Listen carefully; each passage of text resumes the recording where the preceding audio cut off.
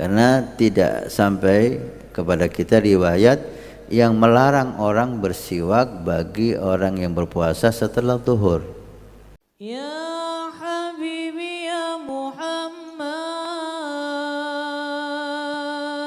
Mudah-mudahan Habib dalam keluarga selalu dalam rahmat dan pelindungan dari Allah Subhanahu wa taala. Amin. Amin.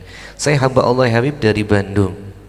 Kebetulan sekarang bulan Sa'ban yang disunahkan memperbanyak puasa dan sebentar lagi bulan Ramadan ya Habib. Pertama, pertanyaan kami adalah bagaimana cara bersiwak pada saat berpuasa agar tidak membatalkan? Karena biasanya ketika saya bersiwak, kadang-kadang ada sedikit serabut-serabut yang siwak yang tersisa di mulut katanya Habib. Dan kadang-kadang tidak sengaja terasa jika tertelan Habib. Dan apakah siwak harusnya dikeringkan dulu, dibekas air liur itu dengan kain sebelum dipakai lagi katanya Habib? Itu bagaimana? Untuk puasa di bulan Sya'ban perlu Anda perhatikan ya. Memang bulan Sya'ban ini bulan Nabi SAW memperbanyak puasa.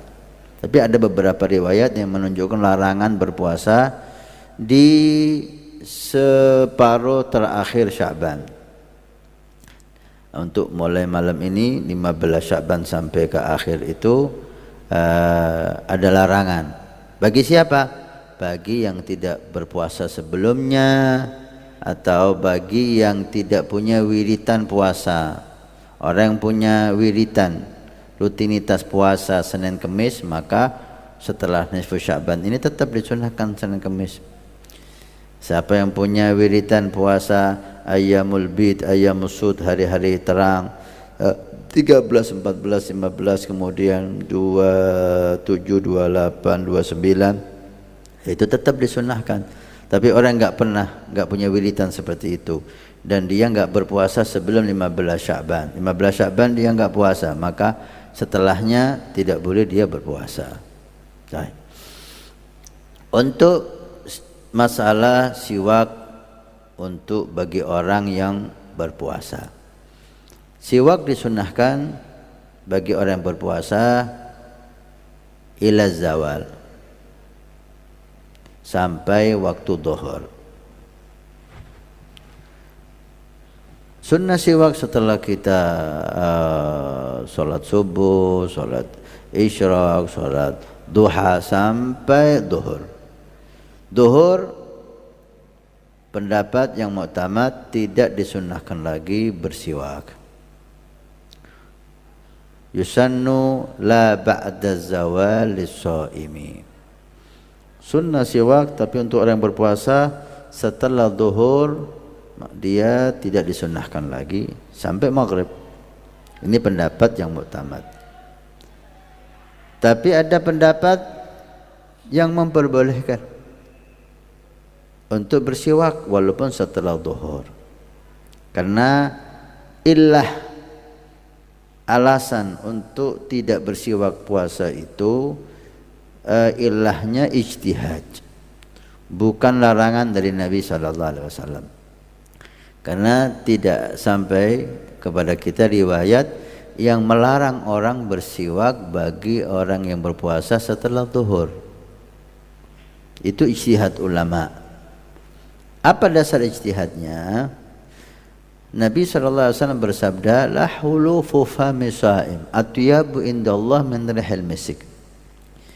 Bau mulutnya, bau nafasnya orang yang berpuasa itu walaupun kurang sedap bagi kita, tapi di sisi Allah lebih harum dari minyak wangi misik.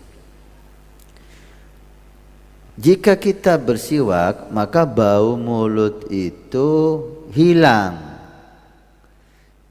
Maka dikhawatirkan kita menghilangkan fadilah yang besar. Ini pendapat yang mengatakan tidak sunnah atau makruh bersiwak setelah zuhur bagi yang berpuasa.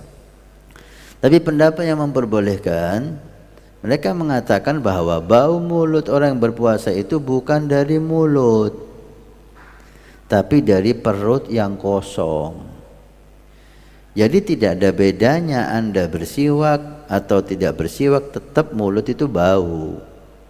karena bukan berasal dari mulut tapi berasal dari perut yang kosong. Dari sini mereka tetap mensunnahkan, nggak ada larangan dari Nabi SAW, tetap mensunnahkan bersiwak sampai maghrib. Jadi tidak ada yang dimakruhkan baik pagi, sore, siang, malam bagi orang berpuasa atau tidak berpuasa sama.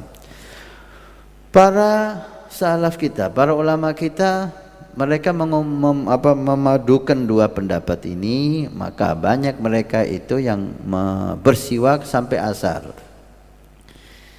Jadi bersiwak sampai asar, habis sholat asar dia tidak bersiwak lagi.